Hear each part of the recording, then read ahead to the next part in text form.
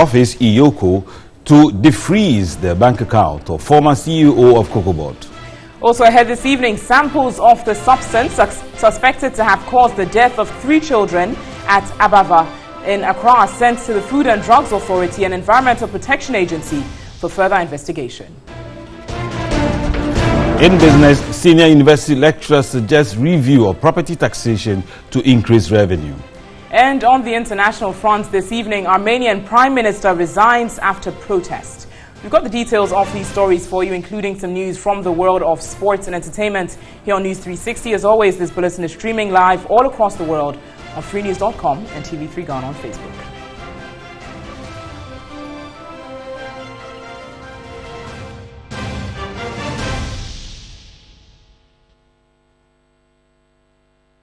Right away, and an Accra Circuit Court has set May 15 for ruling on a submission of no case by the legal representation of persons standing trial for aiding some cell inmates to escape from custody at the Kwabenya police station. This was after the prosecution presented its last witness, who told the court one Dixon used a phone to make a call at the police station and admitted he did not get access to the phone during investigations. Here's a report by Godfrey Tanam.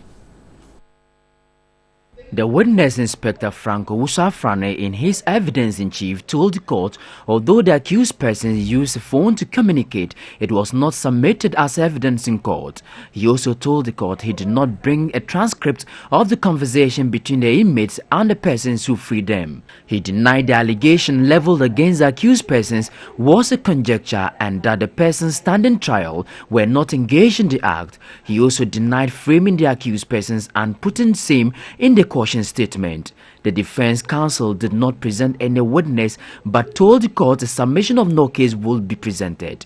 Circuit Court Judge Abuaje Tando gave them up to May 9 to furnish the court with a submission and follow up with a ruling on May 15. 7 suspected criminals broke cell at the Kwabenya police station on January 21. The 7 suspects were assisted by a group to escape from police custody in an attack which led to the death of 1 police officer at the station. 2 others involved in the cell break, Prince Ose and Atakojo, are already serving their sentence in the prisons.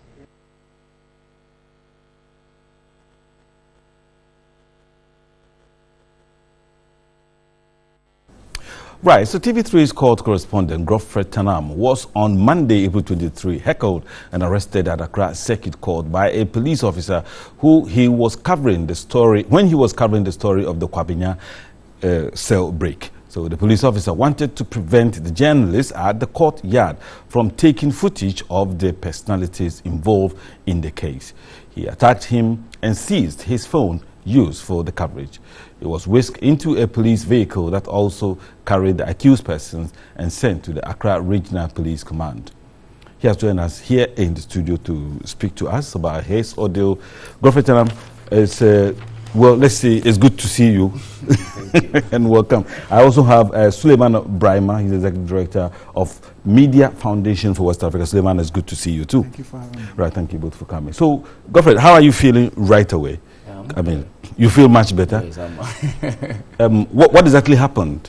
You know, like we usually do when we go to court, and because we are TV, we need visuals to represent whatever we write. So we have to take visuals of whatever happened at the court premises, not inside the court, but outside. Outside, because that is the only place we can take video, and that is the public place where we can do that. So that was exactly what I was doing. I was taking the video. So the policeman approached me and then asked me, why am I taking the video? I told him that I'm a journalist and I was in court to cover the case, and so I just taken the pictures to write my story. Did he ask you to produce your card?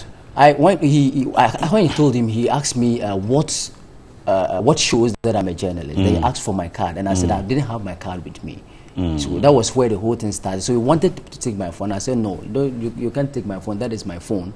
Then he forcefully grabbed took away you. with. Then moved me towards where the car was parked. So how did he move? Was he pushing you or he carried you to the car? He pushed me. He held me, and then so I was also trying to free. I was also trying to free myself. Then he moved me towards the car. Then other police men came closer, and then one told me that I should keep quiet. If arrested me, so I should enter into the car. And I said, okay, let me have my phone and then call my office to inform them what has happened. Then no, he wasn't going to give me the phone. So he told me that if I don't keep quiet, whatever I say here will be used against me at the court of law. And those things. So they took you to the police station. Yes. What happened? I was in the car. In fact, when I was in the car, one of the accused persons verbally abused me in the car. In fact, yes, he said, "You will see today."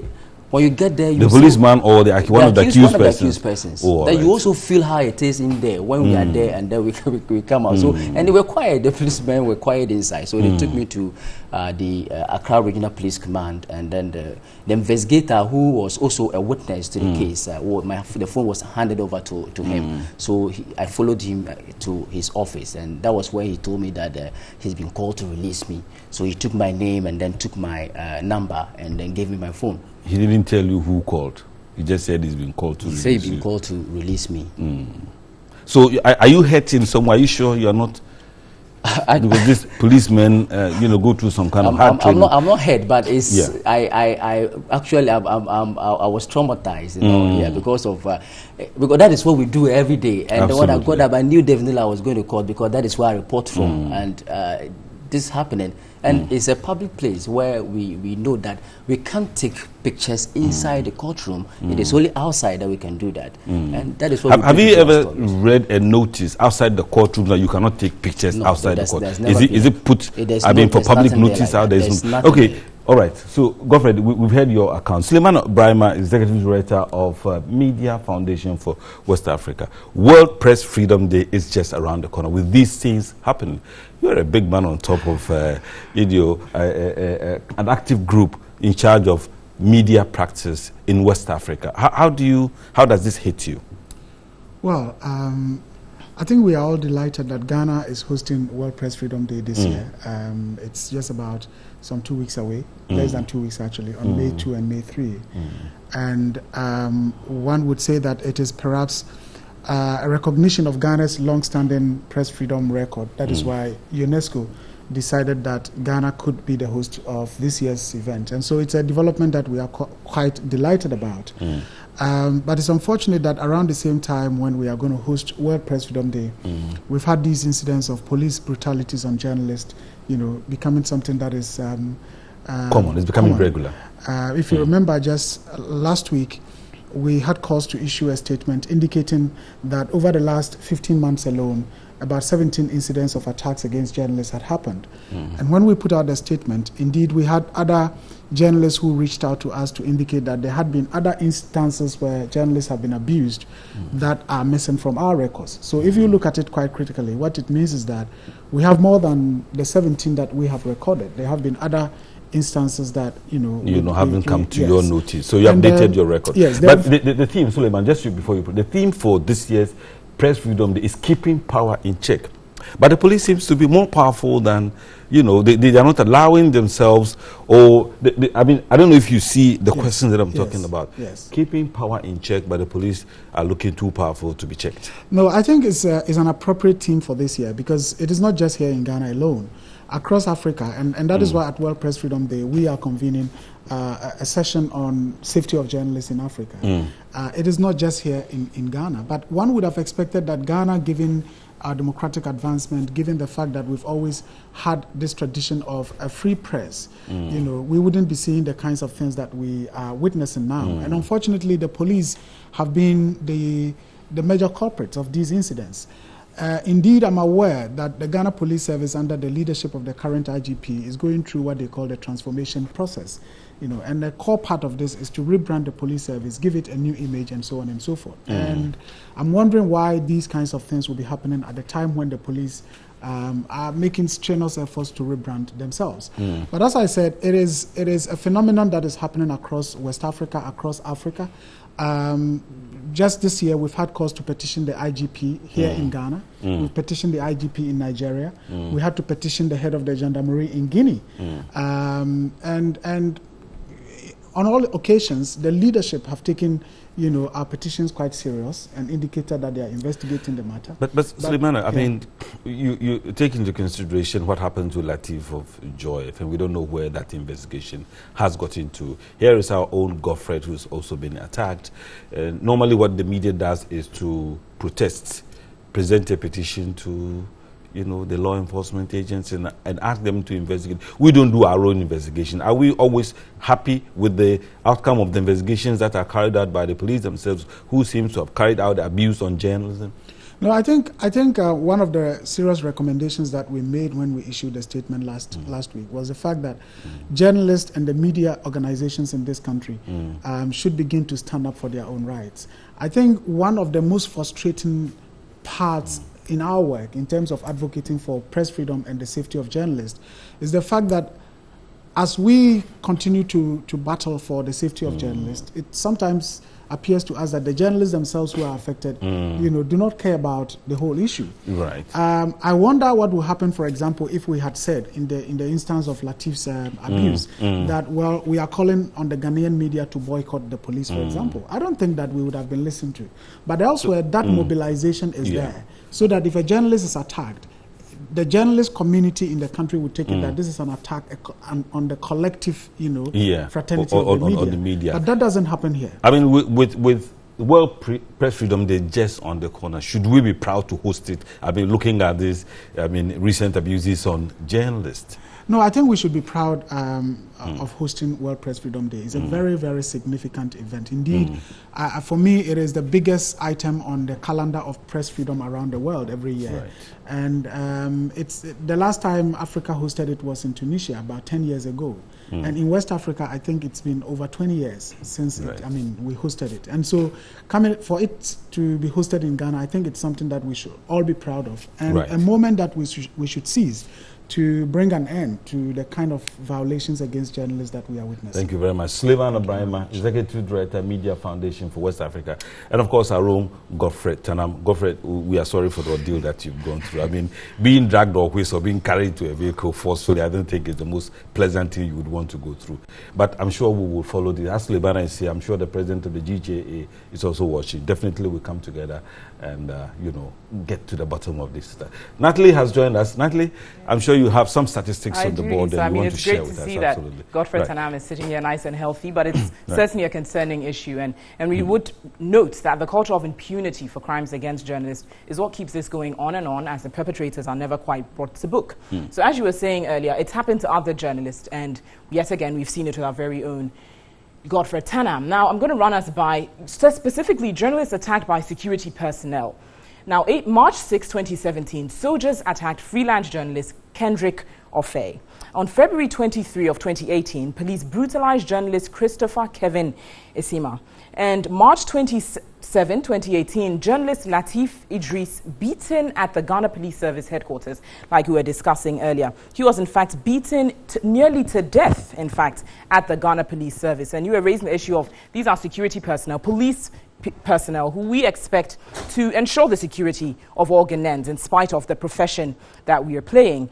April 23, 2018, TV3 court correspondent Godfred Tanam heckled and arrested at the Accra Circuit Court for asking to take visuals outside of the court, as has been done time and again. So it's certainly an increase and a great concerning issue, Issa, that needs a lot more discussion, even as we are marking World Press Freedom Day here in Accra, here in Ghana. Right, thank you, Nanti. Let's go back to the court where Godfred was unfortunately arrested to report on what he does every day. And Accra High Court has ordered the Economic and Organized Crime Office, EOCO, to defreeze the bank accounts of the former Chief Executive Officer of Cocoa Board, Dr. Stephen Upuni. According to the order, the bank accounts with Standard Chartered Bank and EcoBank, all in the name of Dr. Upuni, should be immediately defrozen. Former Cocoa Board Chief Executive Dr. Stephen Upuni applied to the court to have his assets unfrozen on April 13. The court, after hearing the submissions of counsels for Dr. Upuni, lawyer Samuel Kujo with Eduji Tameklo, as well as Leo Anthony Siama, who also appeared with Nanekwe Dubiasechi for Yoko, ordered that the account of Dr. Stephen Upuni be defrozen forthwith.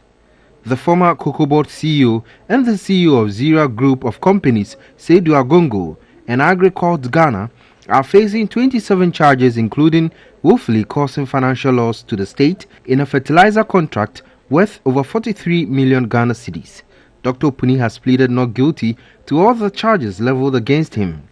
He currently has another application before the court seeking to be granted copies of documents prosecutors will rely on to prove their case against him. In all, Dr. Puni is seeking access to about 13 prosecution documents, including the contract for the procurement of fertilizers entered into by Cocoa Board between 2008 and 2017. This, the court has set April 30, awaiting the outcome of a similar matter between the former NCA board chair and the state before the Supreme Court. In some other news this evening, samples of the substance suspected to have caused the death of 3 children at Abavana in Accra have been sent to the Food and Drugs Authority and the Environmental Protection Agency for further investigation. Meanwhile, the bereaved couple are to seek clinical psychologist treatment at the 37 military hospital. It was a traumatizing sight at the residence of the parents of the deceased children at Abavana, Chachupak at Kotobabu, a suburb of Accra. The mother has been relocated to a family house while their main residence remain locked. Family and friends trooped in to console the bereaved Muslim parents. There was uncertainty on who to speak to the media among the family members. Father of the deceased children, who will not speak on camera, revealed burial will be on Tuesday. Landlord of the couple, Matthias Ahaja, tried narrating the incident. My doctor from ya if you ya and a bakui pen duna. We rushed them to the 37 military hospital. The doctors tried their best, but we lost them all. We were asked to bring along the insecticide, which we did. The children, 9-month-old twin girls and their 2-year-old brother, died at the 37 military hospital on Friday night. They are reported to have inhaled organophosphate, a deadly substance in topstoxin. Authorities at the 37 military hospital say samples of the substance have been sent to the Food and Drugs Authority as well as the Environmental Protection Agency for further investigation. The couple are scheduled to see a clinical psychologist at the 37 military hospital on Wednesday. And in MTN video report tonight, Mawuli Daniel reports on the poor nature of roads at Kwamaso in the Kwapem North.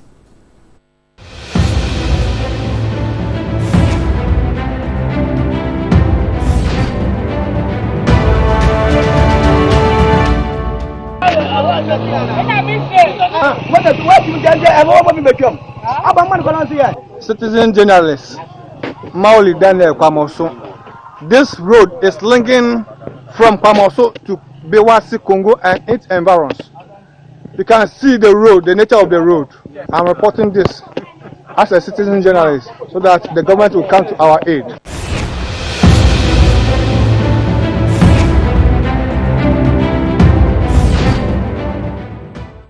A great contribution from Mauli there. You can also send your video report via WhatsApp 055 1433044. Yes, you should send your MTN video report to us. You're still live here on News 360. We've got some more news coming up for you shortly. Stay with us.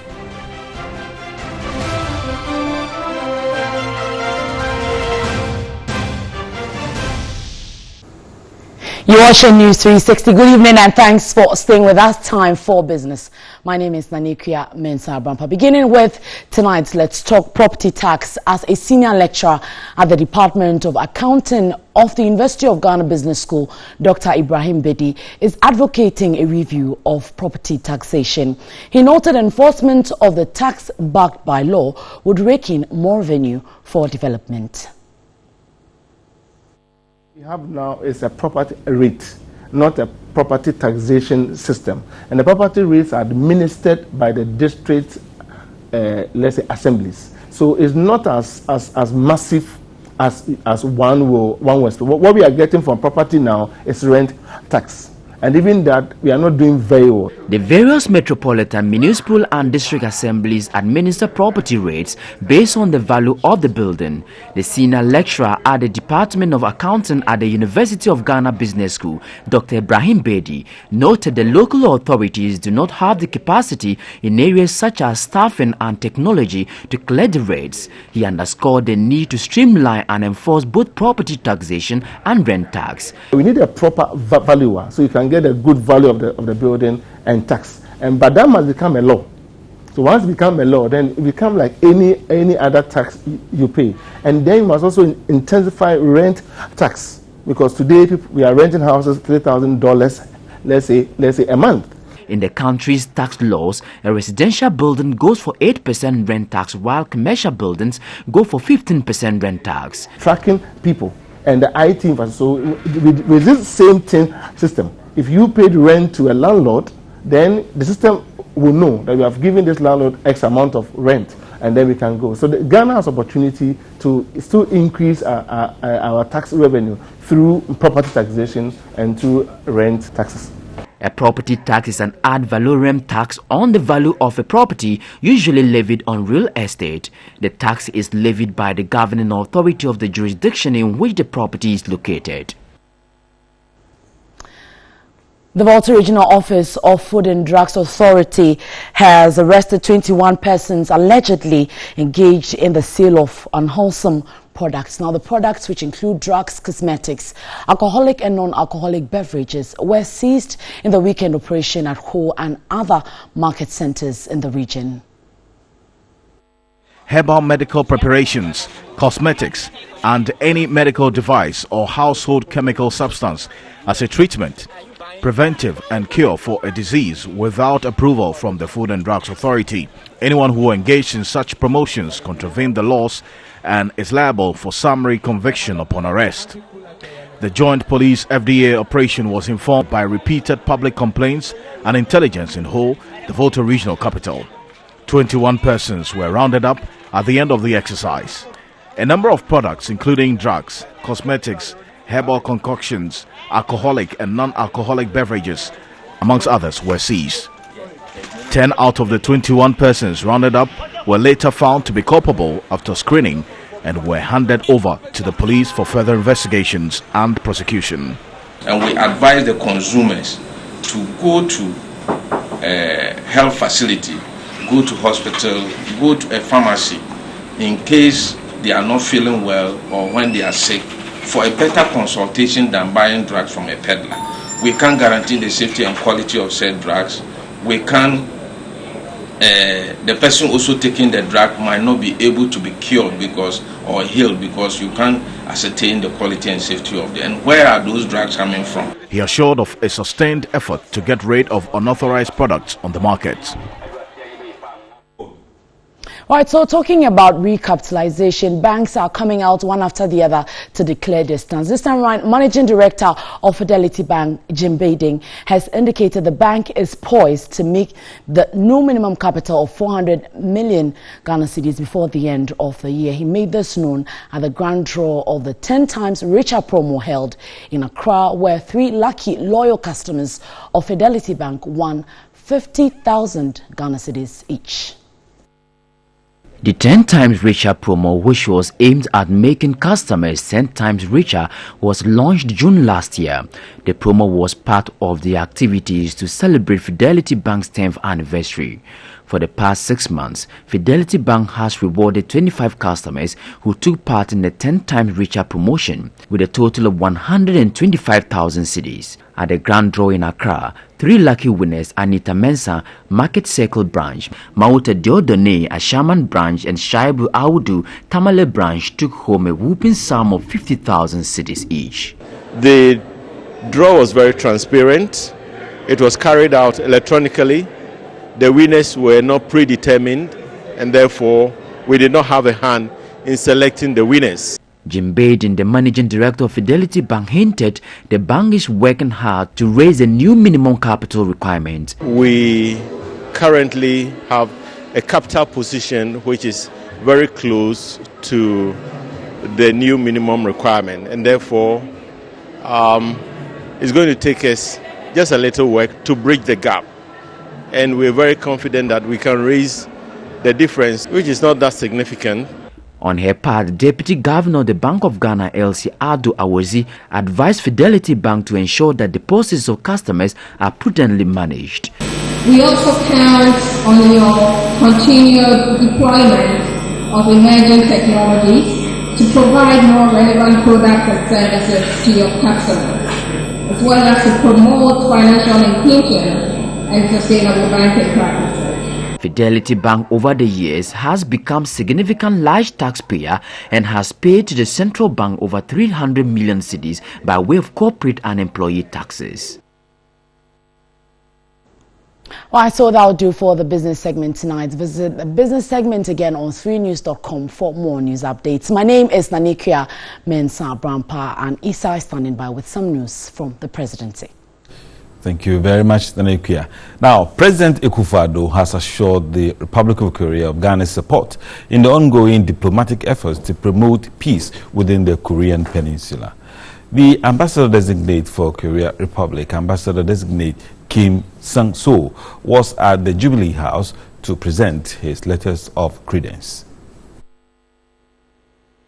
President Akufo-Addo stressed on the importance of peace within the Korean Peninsula and pledged government support towards his duty tour. I know that this is a very delicate moment in the life of Korea. We know about all the events that are taking place, the meetings with North Korea and President Trump and everything. So I know that this is a very, very strong moment in the history of your country. But you have the support of Ghana. Ghana is a very strong friend of Korea, and we have so many common interests and common bonds, which I'm hoping that in your time as ambassador here, we will develop even more than we have before. Ambassador Sung-song also pledged his commitment to deepen relations between the two countries. Thank you for your Excellency's great leadership, for the great promotion of the between the Republic of Ghana and Korea. And also I'd like to thank you for your Excellency's receiving me as the ambassador.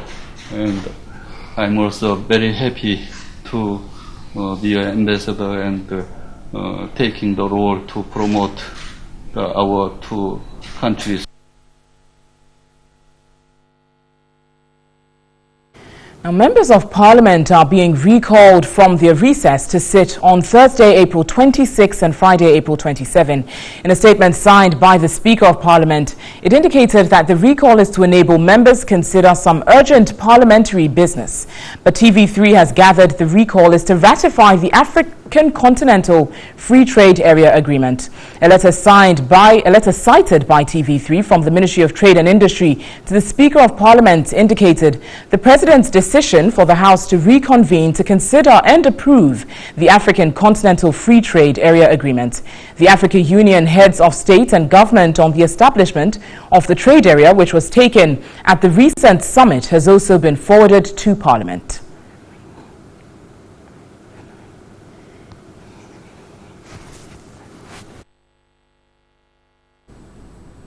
Now, the Vice President says government will, by September this year, deploy drone technology to administer machines to deprived communities in the country. Opening the 2018 Health Summit in Accra, Dr. Mahmoud Baumia said the technology will also be used to transfer blood to health centers where roads are unmotorable. Experts from across Africa are attending the Health Summit to discuss universal health coverage through innovative approaches. Discussions again will focus on achieving the Sustainable Development Goal 3. In promoting healthcare, some African countries have deployed the use of technology. Countries such as Malawi and Rwanda are currently using drones to transfer drugs and blood to their hinterlands. The Vice President, Dr. Mahamadou Baumia, said government will also deploy such technology by September. Allow mothers to die because we cannot have blood supplies or essential medicines. So I'm glad to report that Ghana, I think this week, will be signing an MOU, and by the middle of this year, or maybe by September, we will join Malawi and Rwanda with using drone technology to deliver blood supplies and essential medicines. Minister of Health Kwekwa Jimamenu explained the mapping of areas for the drone technology have been completed. Using this digital mapping and the address system, and that is going to help a lot. So that is the infrastructure we have put in place to enable the drones drive. So if it's blood that we should take to Kitikrachi, for example, and the road is bad, we cannot go. The distance is long, and vehicles cannot reach there in good time to save lives. Then we will position the drone, ask it to go where it should drop the thing, and somebody over there by telephone just go and stand there and pick it when the drone, puts it there. The Vice President again spoke about procuring ambulances to improve on healthcare delivery. We have begun the process of procuring ambulances for every constituency in this country, and we have 275 constituencies. So we will procure 275 ambulances, all of which will become a part of the national ambulance system to help in the delivery of health services. World Health Organization's African representative Dr. Matshidiso Moeti. World Health Organization's African representative Dr. Matshidiso Moeti praised government for adopting the drone technology, but expressed concern that limited efforts have been used over the years to improve on healthcare in the country. The report also showed that for the region, approximately 47%, that is nearly $800 billion of the indirect costs of illness could be saved every year if the SDG targets were achieved. Recommendations from the 5-day health summit will be presented to the heads of various countries for implementation. Let's stay in healthcare as the Ministry of Health is considering taxable financing options to sustain the National Health Insurance Scheme. Interacting with the media, Health Minister Kweku Agyeman-Manu said discussions are almost complete for the policy to be rolled out. Management of the National Health Insurance Authority has complained about the possible collapse of the National Health Insurance Scheme. It undertook a nationwide education on the feasibility to impose a 1% levy, which some labor unions raised objections, including lack of stakeholder consultations. However, the sector minister Kweku Agyeman-Manu has given an assurance of meeting all stakeholders before the option is rolled out. Do taxation to support our health system. We want free health for all, right? Clearly, health insurance is not sustainable now. You can all see it. The previous regime left a massive amount of debts overhang. Now we've managed to pay. We are also accumulating. The question is that what we have, is it getting adequate for us to achieve what we want to achieve? That is the major basic infrastructure, the health insurance, to enable us to achieve universal health coverage in good time. In another development, government is to recruit 10,000 nurses under a nation builder's call to be launched next month. Vice President Dr. Mahamudu Bawumia is confident this will reduce the unemployment rate in the health sector in the country at large. Quite a number of nurses and health assistants who are sitting at home. They've qualified for years and they have not been engaged. And we have now engaged the Ghana Health Service, and we will be prepared to recruit even up to 10,000 nurses and health assistants to be part of the nation builders for contracts of up to 3 years to provide health services to our people. Minister of Health Kweku Agyeman-Manu praised government for its keen interest in the health sector. We have positioned ourselves with health insurance. We are doing the community health planning services, getting health services closer to our people, and do education and a lot of things. The Nation Builders Corps is one of the major policies of government to recruit the teeming youth in revenue collection and other sectors of the economy. You're watching News 360 from the News Hub here at Adesawe Kanda. We've got some sports news coming up for you shortly. Stay with us.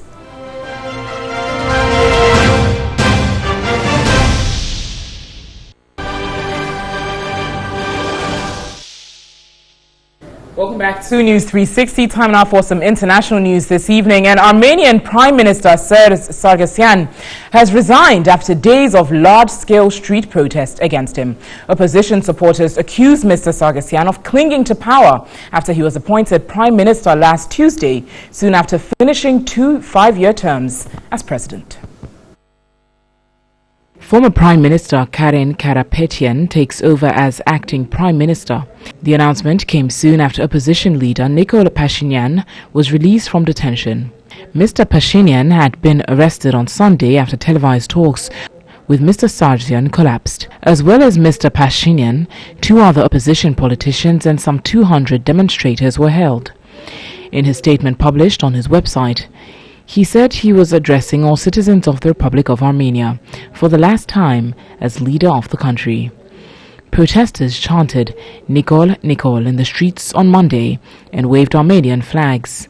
They were joined by hundreds of uniformed soldiers, despite warnings from the Defense Ministry that any soldiers protesting would be harshly punished. Mr. Sargsyan had faced criticism in Armenia over his close ties to the Russian President Vladimir Putin, who was also moved between roles as President and Prime Minister to maintain his grip on power.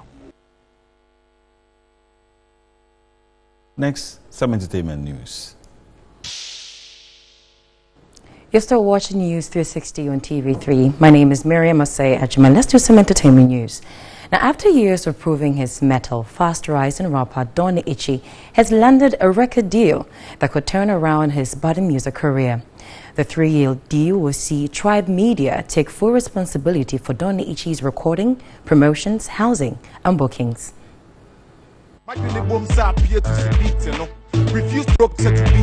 Born Prince Kelvin Eli Kwekuhuloji, Don Ichi has had a promising career. The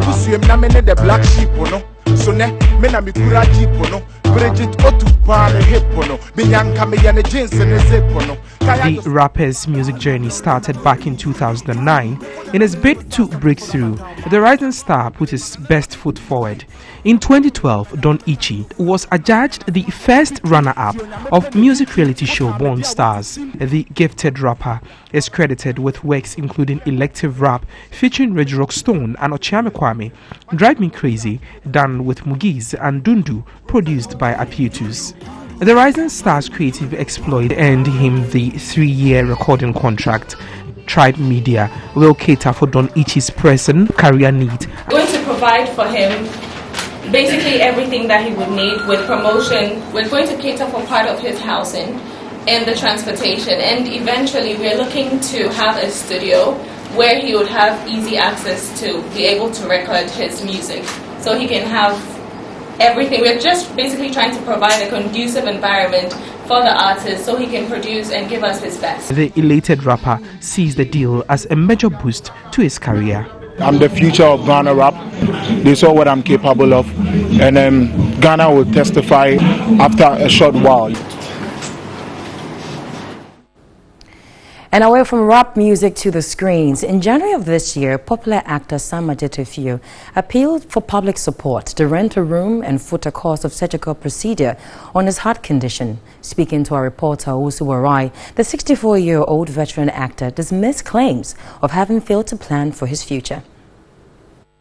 Sam Adjetefio, aka TT, was a delight to watch in popular comic TV series. After 3 decades entertaining Ghanaians, the actor doesn't appear happy as he has very little to show.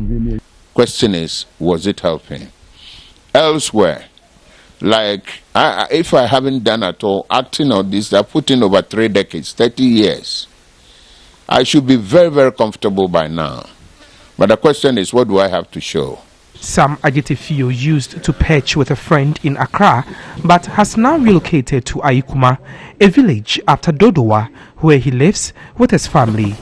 It took the benevolence of the public to pay for his rent. In January, TT again appealed for funds to foot the cost of a surgical procedure on his heart condition. 3 months on, the surgery is yet to be performed. Many have blamed the actor's predicament on his inability to plan for his future. The actor, however, sees such assertions as misplaced.